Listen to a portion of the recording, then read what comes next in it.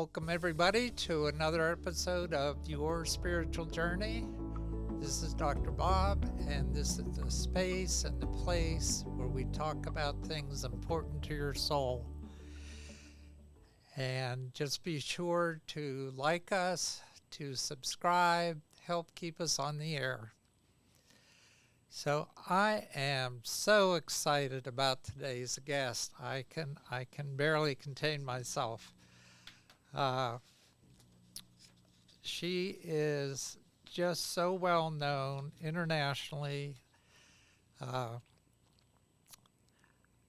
It's PMH Atwater, and she is one of the original researchers in the field of near-death studies, having begun her work in 1978. And she's written a number of books, and I'm not sure what the count is now. I think it's about 23. No, 27. Oh, 27. Oh, my gosh. I'm working on my 27th one now, and I hope to have it finished in 2 days. Okay. Yes. Anyway, yes. As you can tell, she's really prolific. So one of the most recent ones is the Big Book of Near-Death Experiences, and it was featured in the online version of Newsweek Magazine. Near-Death Experiences, The Rest of the Story, is her most complete and controversial book. And we can get into that. It's the one that I'm most familiar with, having just completed it recently. She's an international authority on near-death states. She has a Doctor of Humane Letters and uses the culmination of her research to establish that the near-death phenomenon is not some kind of anomaly, but is rather part of the larger genre of transformations of consciousness. So she's had 3 near-death experiences herself, and she's worked closely with ions, and we will get into what ions is and a lot of the things that she's brought to light, and especially her methodology, because it's a bit different. But very interesting. So I'm going to turn the mic over to you and let you talk about those 3 near-death experiences you had growing up. Well, certainly not growing up. I had them when I was older. But you know, if you want to talk about the near-death experience, you're really talking about a phenomenon that occurs to anybody, at any age, even birth, even when they're still in their mother's womb. And of course, to know more about that, you want to get the book, The Forever Angels. Here's what it looks like, The Forever Angels. Okay. See, am I doing it right? Yes. Yes. There it is, The Forever Angels. You really want that one, because a person can have a near-death experience when they're born and remember it. They can have one in the mother's womb, even. You know, in this book, when I was gathering case studies, and of course that took a number of years, I had this one individual. This was so funny. It was female, a lady, and she had her near-death experience when she was how do I say this? She was there seeing her mother and father you know, doing what you do to impregnate the mother. And when she was old enough to draw a picture of it, she drew a picture of her mother and father um, uh, copulating, and they just couldn't believe it because she was so accurate with her drawing. Well, of course, yeah, she wasn't even born yet, but she could see exactly what they were doing. She drew a picture of it when she was old enough, showed it to her parents, and she was correct. To the utter embarrassment of her parents. That sounds like an out of body experience before she had a body. That's right. And I had three like that, where they could remember very clearly what was going on before they were born, and they later told their parents about it. But this was the only one that actually drew a picture of it, and then showed that picture to her parents, and of course, it was even more embarrassing. But you know, you never know what you're going to run into with a near-death experience. I had one man. Oh, gee, he must have been like maybe 46, 47, somewhere in there. He was a New York City cop on the beat, and he got a hold of this book and read it. And called me on the phone. I don't know how he got my phone number. I guess it was because he was a police officer. They can do anything. But he called me on the phone and said he was crying, and he said, "This is me. This is what I'm like. This is what I've been like all my life. I've never understood why I was so different. Now I do.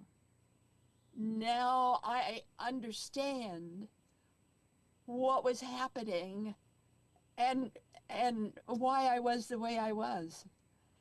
So, you know, he was crying. I mean, this was, I'll have, of course, I'll never forget that moment because it was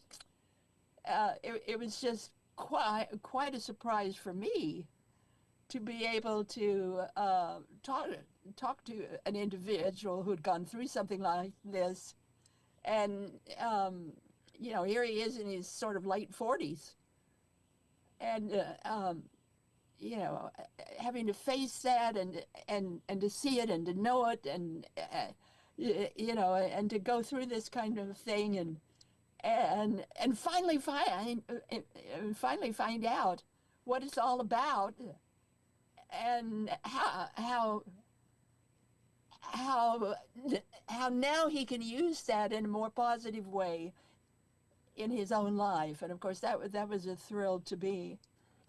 But you know, in my own life, of course, I never had any idea of being a researcher. I'd been raped, and that was in, let's see, I had my three near-death experiences in 1977, so that would have been 1976, late 1976, when I was um, when I was uh, well, when this guy took over, and that must have been about maybe late November, something like that, Yeah. December. Must have been December, and it wasn't, of course, until in January 1977 when I then began to miscarry, and, and you know what was like for me Yeah, I just um, well, I was a mother with three kids, and they were all older kids. Now all of a sudden, whoops, Yeah. and then miscarrying and dying, and I died three times in 3 months. That's January 2, January 4, and March 29 of 1977. And that's back in Boise, Idaho. I'm an Idahoan, Uh-huh. born and raised Idaho, Western lady, and just uh, um, how do you handle something like that? I didn't know how to handle that. I went through it. The first one um, occurred when I was in the bathroom. Um, it occurred while I was sitting on the toilet and screaming, just screaming. And it felt like my voice just went out through all of creation. It's like my voice going out, and I ascended, if you want to call that word, went up to. In my case, the light was coming from the light fixture in the bathroom, um, and I flew into that light fixture and was looking around, and I mean the bathroom was so far down to the toilet and the bathtub and everything, and I couldn't figure out what had happened. And around me were all these blobs. I don't know what else to call them, like an ink blot, only Yeah. um, fully dimensional blobs, and and um, I didn't know where these blobs were coming from, and it's like, what are they there for? What are they? And I found myself screaming, um, and it wasn't long at all before I was back in my body. And you don't become someone you are not when you go through this kind of an experience. I um, I was squeaky clean. I really was. I was squeaky clean, and here's this blood all over the bathroom. And the first thing I did was clean up the blood. Can you imagine that? I did. And when I got it all cleaned up, I went I went back to my bedroom and got as many pillows as I could find, and to raise my legs up as high as I could raise them, and went to sleep. Yeah, I really did. I went to sleep. That's not uncommon for me. I'm a cop's kid. I was raised in that kind of environment where it was not unusual at all. I was raised in Twin Falls, Idaho, and the various police officers would come out and use the field next to where I was sleeping as the gunnery range. And they would practice. And when it was time for me to go to sleep, I simply went to sleep. That's it, gone. So, and I never heard any of that.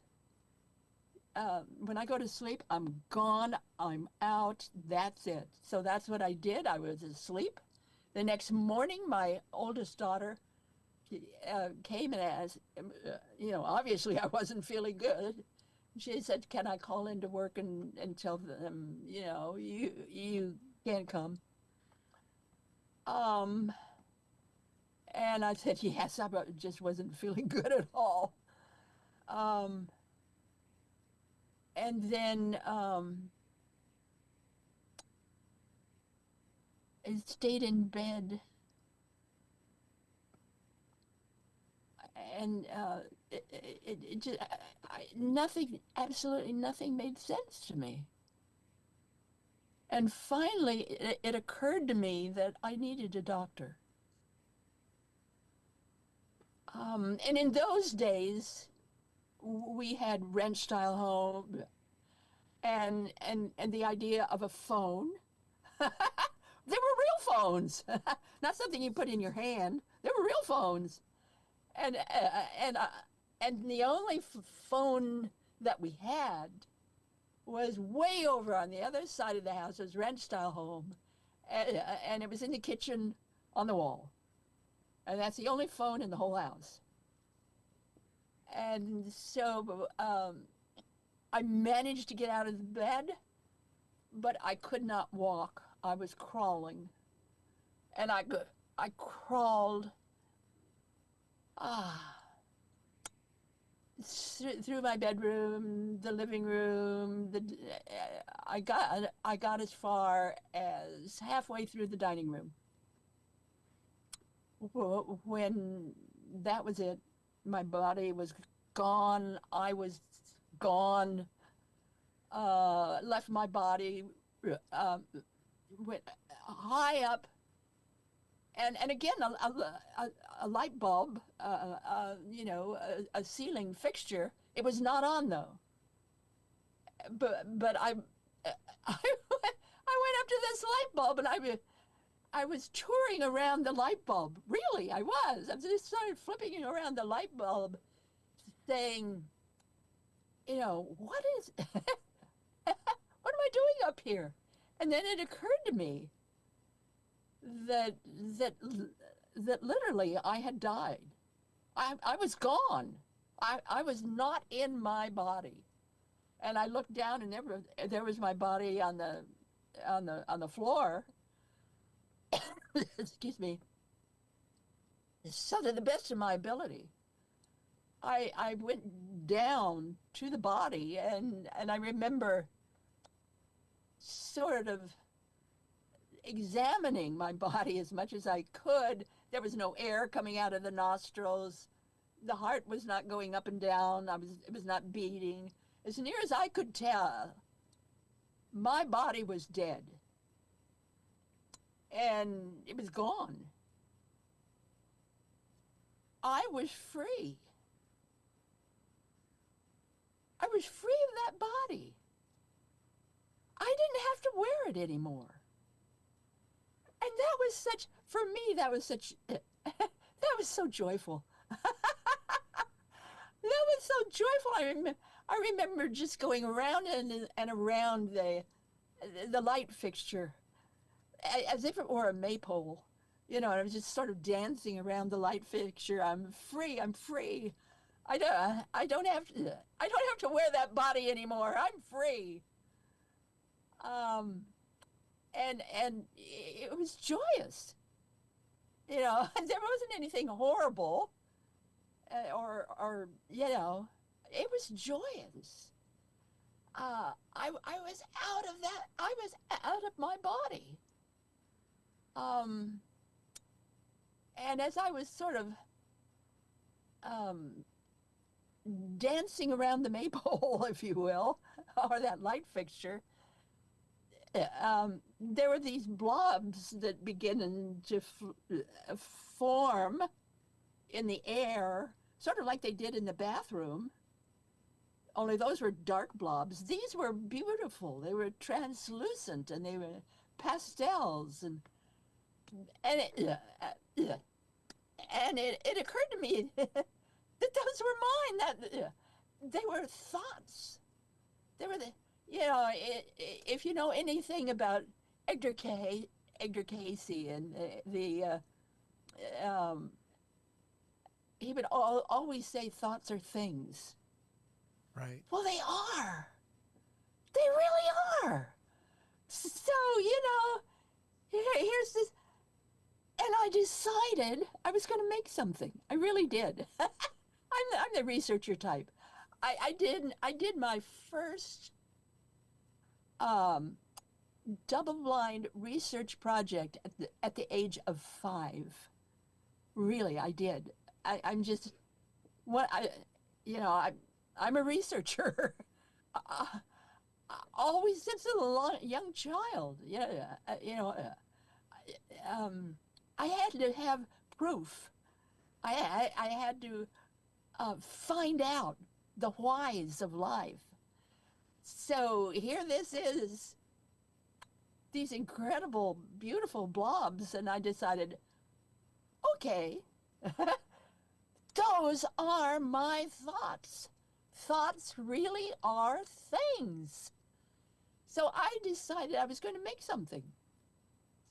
And it felt like I was using energy in a way that I had not used for a long, long, long, long time.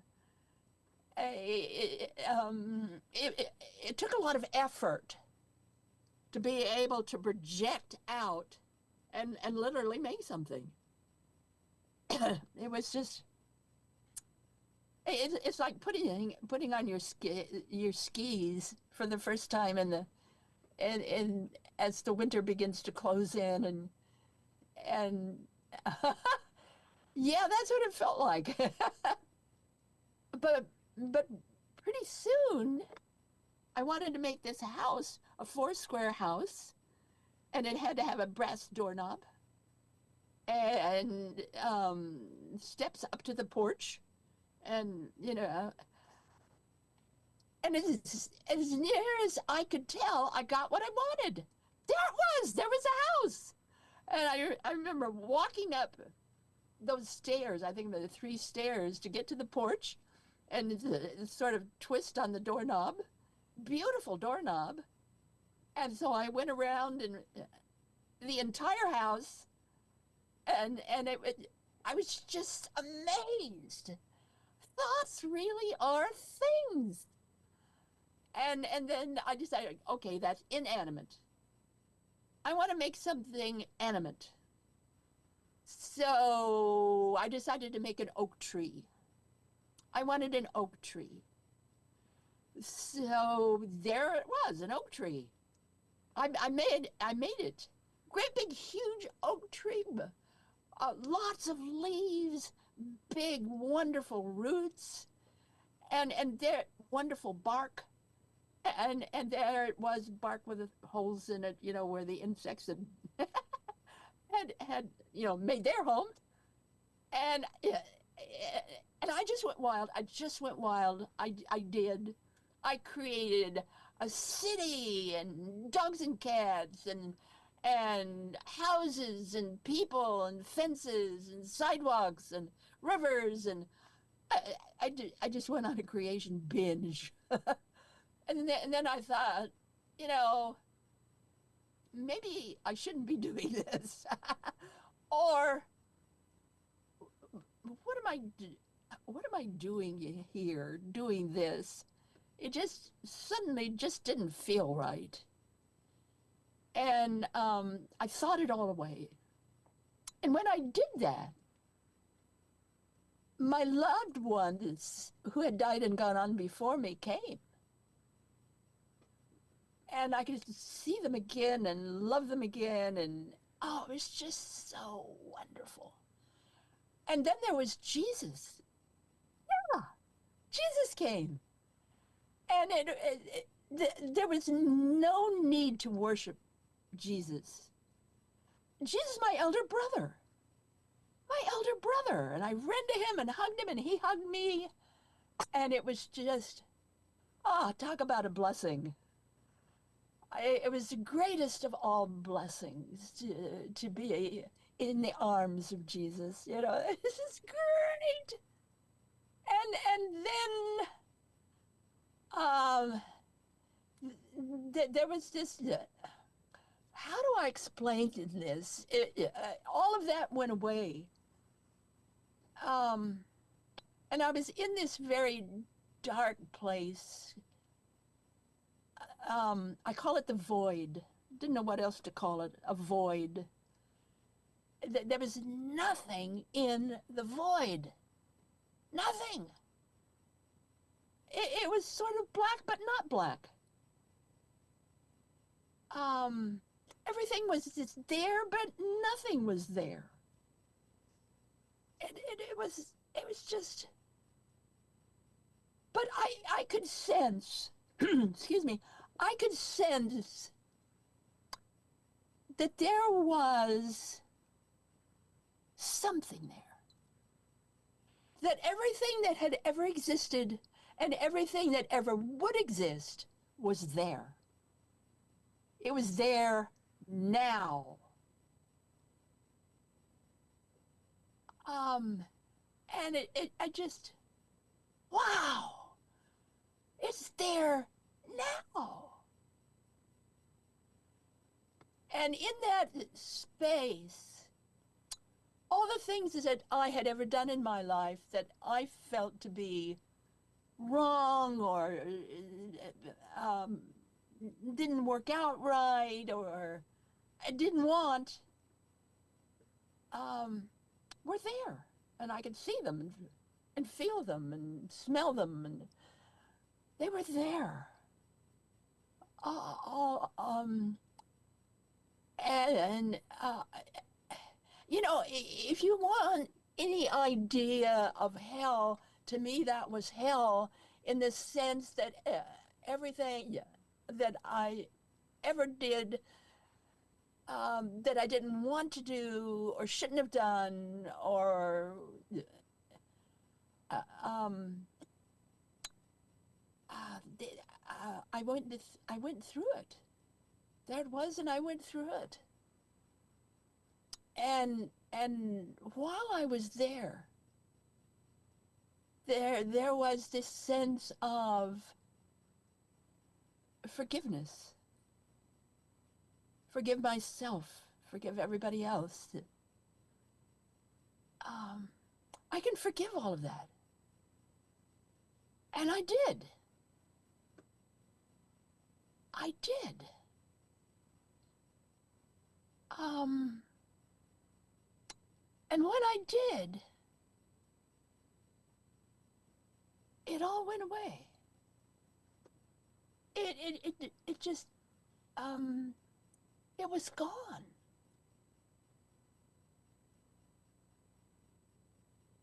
And I was back in my body on the floor of my dining room. And instead of going the extra 3 feet to get to the phone to get some help, I crawled all the way back to my bedroom and got back in bed and was in a state. I just, nothing made any sense to me at all. And the next morning, my oldest daughter came to me again, and she said, "Should I call in um, in work that you won't be there again?" And I said yes. I remember saying yes, and I remember I didn't know what anything was. And finally, the only thing that I could think of, the only thing that seemed, it seemed like somehow I had to get dressed, somehow I had to get in my car, somehow I had to go to a doctor. The doctor was not far. Our doctor's office wasn't far from where I lived, maybe 7 blocks away. And I remember getting in the car, and everything was undulating. Yeah, the houses would undulate, and it felt like there was cracks going across my windshield, and and and and the road wasn't a road; it was like a ribbon that went up and down. And I don't know how I made it to the doctor's office, but I did, and walked in the door. And his nurse happened to be going by, and she screamed and she said, "You look like you're dead." So she got me the doctor right away. He gave me a shot, in the right thigh vein, which he should not have done because it was a kind of thing I had no tolerance for. And he knew that. He could certainly see it in my record, but he knew it. And sent me home. He didn't send me to a hospital, he sent me home. And I was there for, I don't know how long, several days maybe. And the only thing that got through my mind was money. Yes, money. I admitted. I had to go. I had to go to work because I, um, that's where I made my money. I had to go to work. How I got dressed, I don't know. How I got in my car, I don't know. I was living in Boise, Idaho. I was on the second bench. And Boise is sort of like a teacup. And the Capitol building and all the major buildings at the bottom of the teacup. There's this side. They were called benches. I lived on the first bench, and so I was able to go down. And at that time, my bank was being remodeled, so we were in a different building. Did not have elevators, and I managed to park my car. I don't know how I climbed those stairs. Don't know. But when I got to the top of the stairs, my my boss happened to be going by, thank God. And she took one look at me and screamed. She said, "You're going to a doctor now." Um, how I got to the doctor, I don't know. The doctor um, and his nurse took one look at me and he said, "You're not alive. There's no way you can be alive." But there I was. I was alive. I was breathing. So he um, uh, made up kind of like a mix of medicine that I could take. And he said, "I want you to go home. You don't have to go to hospital. Go home and take this." I think it was every 3 hours, round the clock, for 3 days. So I went home. And again, I don't know how I got home, but I did. And I took that medication as I was directed to do. Um, and during that time, I did not watch television at all, never turned it on. I was laying on the sofa, and across my chest, sort of like a rainbow bridge, was all the lives I'd ever had. We're talking about past lives.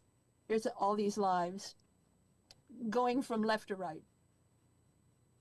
And it ended with this strange alien type being. Didn't know who that thing was, but it was such a strange thing. During this time, I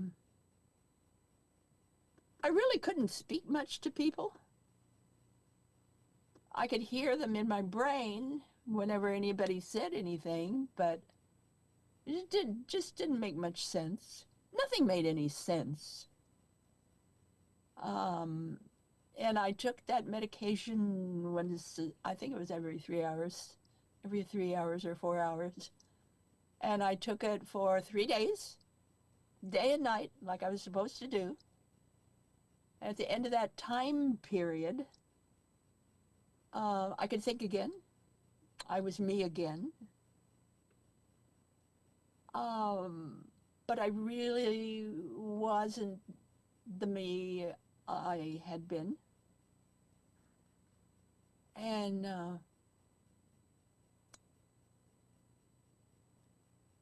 I then finally had enough good sense to take myself out of regular medicine, medical care, and went to um,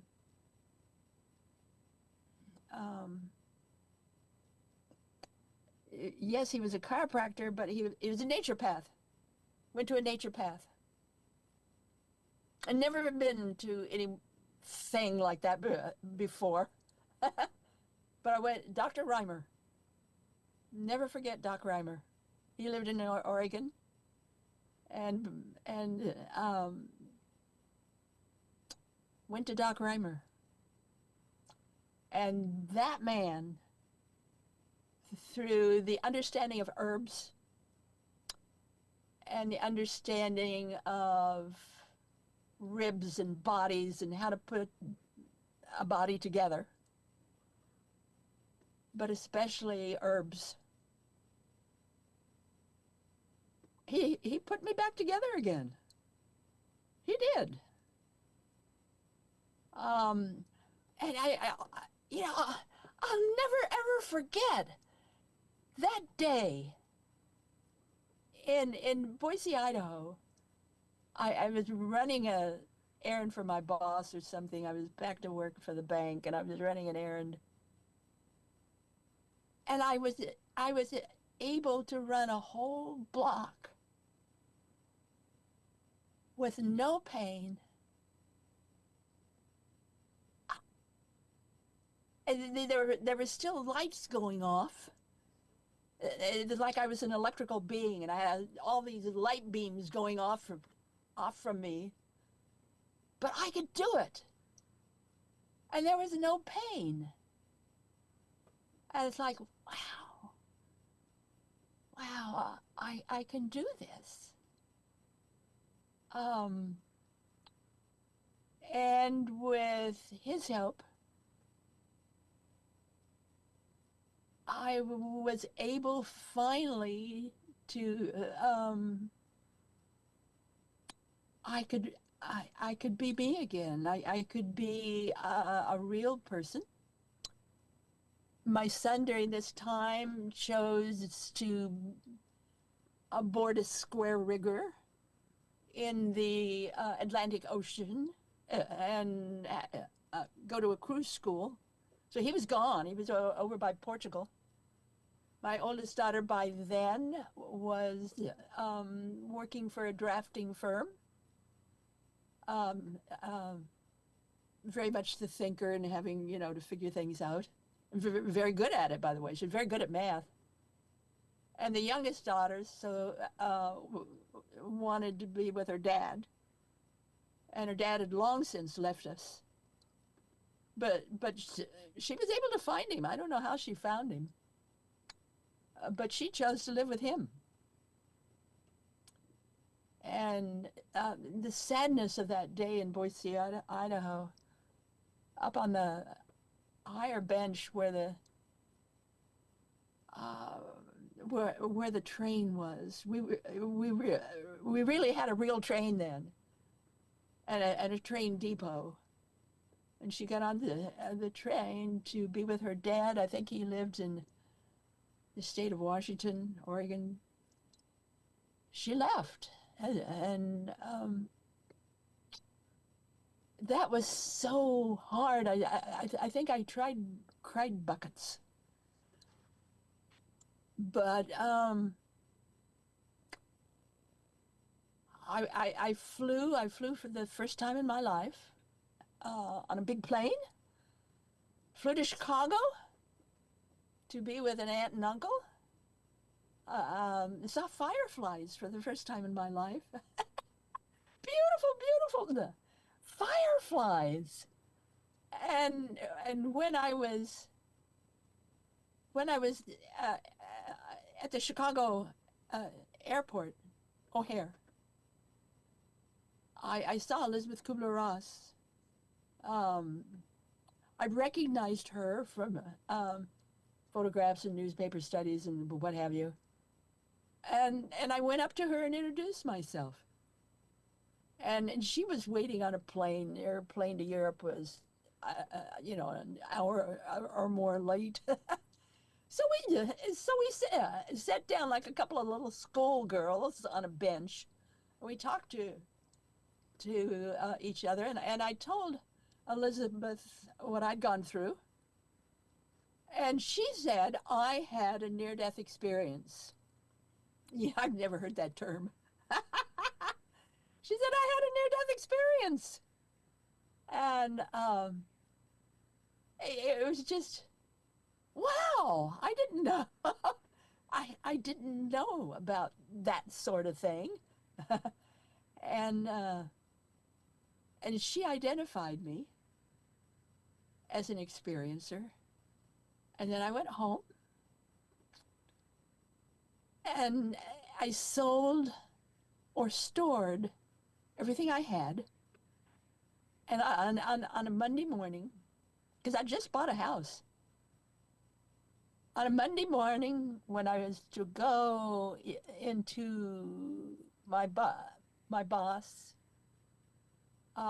because I was going to receive a bank title. And in those days, women didn't get bank titles. I worked for the analytical department in the bank, and on that Monday morning when I was supposed to go in and see her, I walked in and I had decided to leave and to just chase rainbows.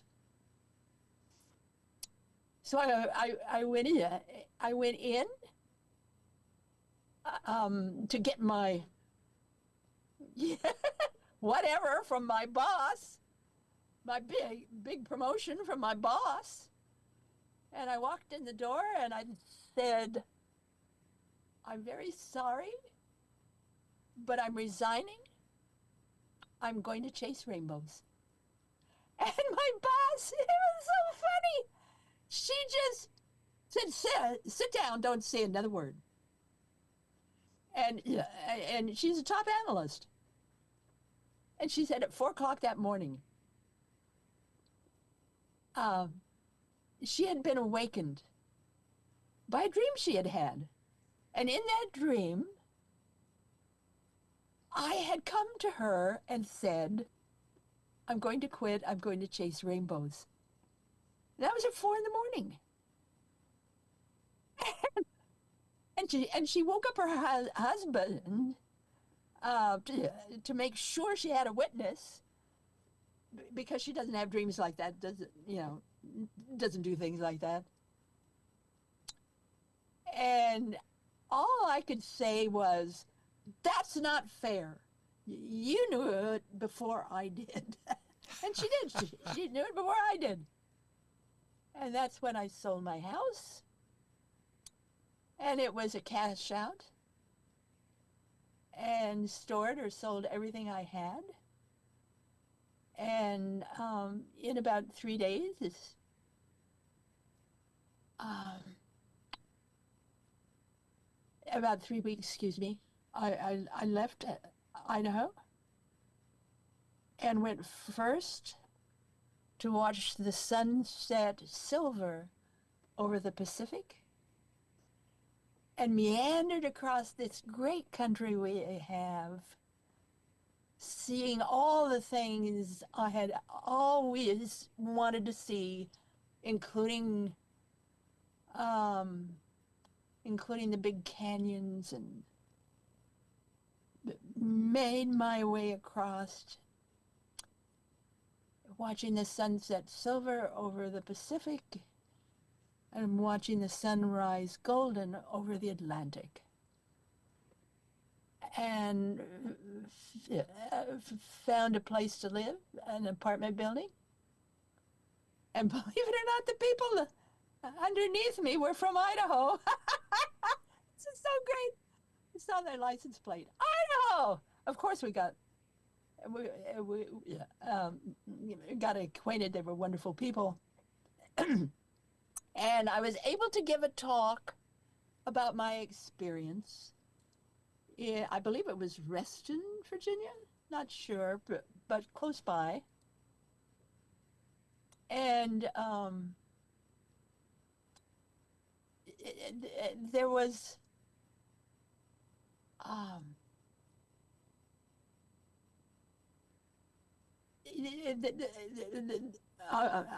the place where everyday people could meet and have speakers and do things like that was right next door to the police station. In other words, the police station had a special place where people could come in and give a talk. So there I was, right next to the police station, which is great because I'm a cop's kid. And this was wonderful. Um, so here I am in the sort of in a police station, which was very comfortable and good for me. And told about all the things that happened to me and what that voice said. Uh, and it said, test revelation. You are to do the research. One book for each death. Book one was not named. Book two was Future Memory. And by the way, it's not a book, it's a labyrinth. Um, and book three was a manual for developing humans. And those books exist. You know, they're out there. They're out there. They're out there. So, and then this woman literally had stars in her eyes when my talk was over, and she came up to me and she said, "Oh, I wish I could be like you and learn what you learned." And I was thunderstruck. It's like horror. It's like you can learn that through meditation and prayer and you know, but to go through what I did, no. Um, each of us our own way. And I was so thunderstruck that I never talked again about my near-death experience for at least 30 years. I went out and did my research, and I wrote my research books. But no, I never talked again about my own experience for about 30 years. So when you were a child, I understand that you had synesthesia and dyslexia, and that made life pretty difficult for you. Well, I was very different. Like, for instance, the first grade. Of course, back in those days, we had Pearl Harbor. Uh-huh. Those were the days of Pearl Harbor. World War II, when I was a kid. So first grade, I was taking this very, very long walk. I was living in Twin Falls, Idaho, and this long walk to get to school. And the various homes along the way had these big, huge gold star decals in their living room windows. And as a little kid walking by, I'd see these decals, and I knew what they were. They were a sign that someone in your family had died in the war effort. And so I would just stand there and cry, cry, cry, cry. So walking to school, first grade, I had to quiet my shudders and stop my crying just to walk in the door of my classroom. And then I had synesthesia and dyslexia. Well, who'd ever heard of that back then? Yeah. So I spent most of my time in the first grade on top of a stool in front of the class. And I had to wear this conical hat that said dunce on it as a sign of a bad child who told lies. So how did your synesthesia express itself? What were those senses that were combined for you? Well, everything was different. Um, Sounds and colors and everything was different. Um, so, synesthesia is an elaboration of the limbic system in the brain. So, um, how would I explain this? The way you see things and do things are oddly different than the normal child. Um, so I spent all that time as a bad child who told lies in front of my class, and thank God my mother came in and fought the principal of the school, so I could stay in school. But I knew what I saw was true, and I knew what I saw was real, and so at the end of the first grade, I decided that all adults were stupid, and I was never going to grow up to be one. um, and I was just a different kid. I would see things differently. Um, One of the things I did for myself was we lived a little bit out of town, Rock Creek Canyon, and we had an old milk barn, and I would go into this kind of cement small building.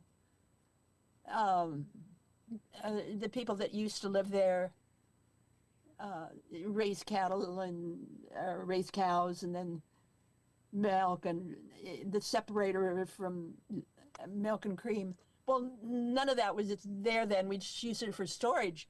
So I'd go into this little cement room, house, and I would turn these orange crates upside down, and I would use them as a stage. And I would stand up on top of this stage, and I would have funny papers and comic books, and I would read from them, and I could see those words going round and round in my head and come out a certain way and bounce back and enter my head a certain way so that I could hear and see what was really going on. And that's how I taught myself to read, and that's how I taught myself to be able to go through school. Um, um, by all those times that I would be in the milk house, that's what we called it, the milk house, um, forcing myself to read and read correctly. And I would just stay at it, stay at it, stay at it, stay at it until I got it right. And so I taught myself how to read and write and speak, and that's what I did. Okay. How about as you were raised, did your parents raise you in any particular religious tradition? I didn't get that. Please say that again. Were you raised in any particular religious traditions? I was raised by Norwegians from the Sognefjord. Can you imagine that, being raised by Norwegians in the reclaimed deserts of southern Idaho? Well, yes, I was. And they were wonderful. Uh, I was not raised by my mother. I was raised by Mama Song, so Gian from the Sognefjord. And in their bedroom, they take care of me. Mama Song would wash me, take care of me all the time. And it was Mama Song that helped me to be able to speak and um, be able to be around other people in a very positive and good way. And she's just an incredible woman. Of course, they both were. Daddy Song actually, uh, um, he was actually born in the United States, but he was born in a very, very tight group, Iowa or somewhere in there, where a whole bunch of Norwegians settled.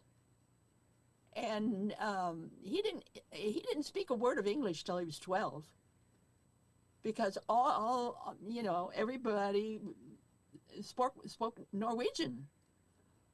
So and Mama Song, they were all Norwegian. They were not American. Well, they were, uh, um, sort of, but mostly Norwegian, and that's the way they raised me. I was,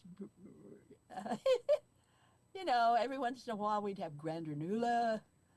Well, and that's a card game we played, but I was raised by these Norwegians, and years and years later, when I'm a researcher of near-death states and I'm touring around, I had a group of people in Norway that brought me there, and in Norway, most of the country was taken over by Hitler, and the Germans during World War II. And so they treasured anything that that I could give them or tell them about Norway before World War II. And I could, of course, because of Mom and Daddy's song. And that that was, yeah. And they took me to the big fjord, the Sogne Fjord, and I remember standing at the fjord near Vik, just crying and crying and crying. It's like that was my home. It's like I wasn't there for Mom and Daddy's song. I thought I was, but I wasn't. I was there for me. In a past life, I had been there and had met Father Olaf and had learned about Christianity and um, and had lived there near Vik. And I went there for me. I didn't go there for Mom and Daddy's song. And I didn't realize that. Yeah, yeah. Well, this is terrible. I want to talk to you for another hour, and we're just about out of time. So, Well, look, uh, everybody, you need to get okay. Edgewalker. So You know about all Edgewalker, these things. get the rest of the story in Edgewalker. Uh, Here on YouTube, I've got two different books on display. Uh, One is one of the latest that PMH did with ions, which is The big book. right, the big book. The big book is so important. I gave it to IANS. I gave the copyright to them too. Okay, So all of the copyright, the monies go to them, not to me. but it's pretty It is much a everything you compendium. want to know about near-death experiences, correct? it is a compendium. It is like an encyclopedia, like it's like an encyclopedia of the entire field. Adults, children, all of the exceptions, every, everything about the near-death experience is in that book, the big book. Uh-huh. There are drawings in there. There are cartoons in there. There are all kinds of information in there about the various researchers, what they found, what has passed muster, so to speak, including the work of Pin van Lommel, who wound up in Lancet Medical Journal. So did I, by the way. Some of my work is in Lancet Medical Journal. Um, and so you get the real scoop about the near-death experience for children, adults. All of it is in there in the big book. So Yeah. I urge everybody to get that book, get it to your hospitals, get it to your doctors. Um, spread the information because it's all there, and it's yeah, you need the big book. Okay.